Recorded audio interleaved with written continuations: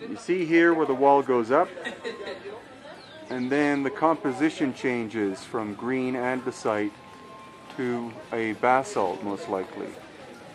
And that could be a sign that whoever built this portion were the first builders, and then a later people came, used different material, smaller, and then completed or rebuilt up to the top using the basalt.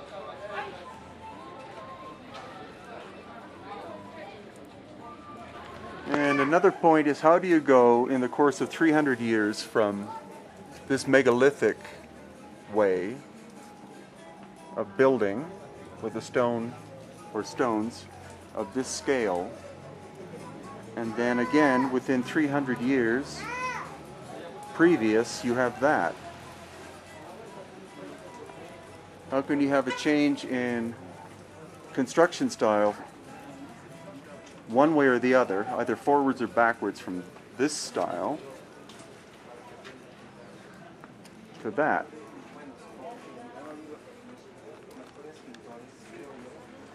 And again, you have this perfect joinery.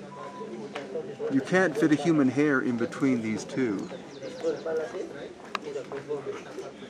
You can here, but you can't here. You can't fit a hair, let alone a piece of paper or a credit card. And again, from this way of building a wall, which would be difficult, very, very difficult to do. This is not the work of slaves, this is the work of master masons. But from this to, in the same street, to this.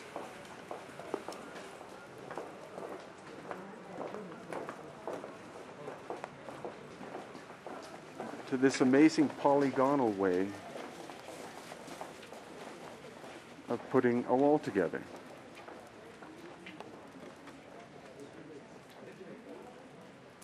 Again, for purposes of your amusement, that style, and then that style. The materials are different too, from different sources. And this is an example of Spanish building. This is where the Spanish tore the houses and the palaces of the Inca apart and reconstituted them in order to make their own buildings. So this is an example of how the Spanish built, fast but incredibly sloppy. And in comparison, this is Inca period, probably, with this form of putting a wall together. A good reason why we find the wave action could be because they designed them in order to carry the waves of earthquakes through the building so that the earthquake wouldn't destroy the building. But then on the other side of the street we have this polygonal, which is attributed to the Inca, but more likely this was done by the megalithic builders from several thousand years ago.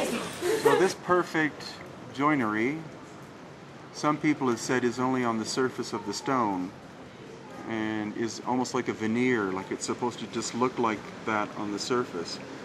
But here we have one that's broken, has been broken by the Spanish in their own construction, and the seamlessness seems to penetrate all the way through the wall. It's not just on the surface, it goes right through. And again, here we have the so-called Inca way of building something with this amazing level of finesse, which many of us think is much older than the Inca culture, by a lost ancient culture who we can't even name. You compare that to the way the Spanish built their structures. And that shows us that when there was an earthquake, the Spanish walls, because of the mortar, would crumble and collapse, whereas the Inca wall, or so-called Inca wall, wouldn't move because it's so tight-fitting that the whole wall could move as a single unit. And that's why they still stand today.